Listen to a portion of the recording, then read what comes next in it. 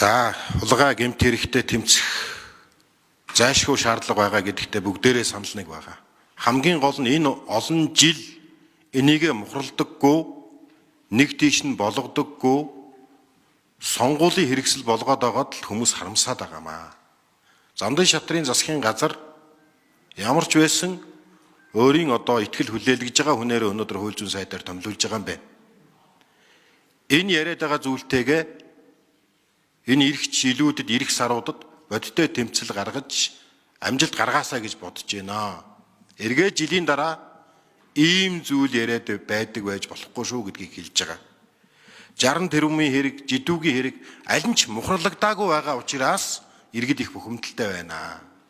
Хоёрдугаарт энэ хулгай зэлгийг үндсээр нь таслах, шилэн байлгах, цахимжуулах, төрийн оролцоо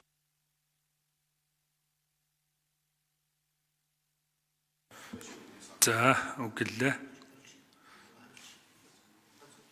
За, ерөөсөө хариулъя. За, Баатар хөгшмөнтэй санал нэг байна. Яг энэ хэрэг бас огт яваагүй ш. Нүүрсний хулгайтай тодтолтой хэрэгүүд нь төмөр зам, олборлолт, экспорт, борлуулалт, худалдаа авалттай холбоотой системийн зөрчлүүдийг хамарч байгаа. Хэрэгүүдийн мөрдийн шалгах ажиллагаанаас одоо 124 хэрэг үүсэх шалгаснаас 88 хэрэг шийдвэрлэгдсэн.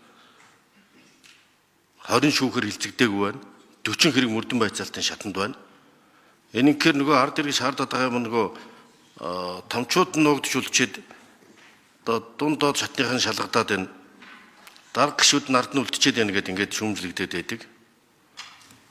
Энэ хулгай олон хэлбэрийг илчилж байгаа хэрэг явдал бол үндсэндээ энэтэй холбоотой хууль хяналтын байгууллагууд дээр анхаарсан шалгаж ирсэн эргүүд өр хөрлөөрөө ингээд шалгадаа цааш эслэгдээ явж байна. Ийм системийн шин чанартай авилгын энэ том хэрэгүүд бол бас нэг өдөр илэрчдэггүй. Одоо энэ тэмцэл хууль хяналтын байгууллагуудын ажил үргэлжлээ явж байгаа юм билээ.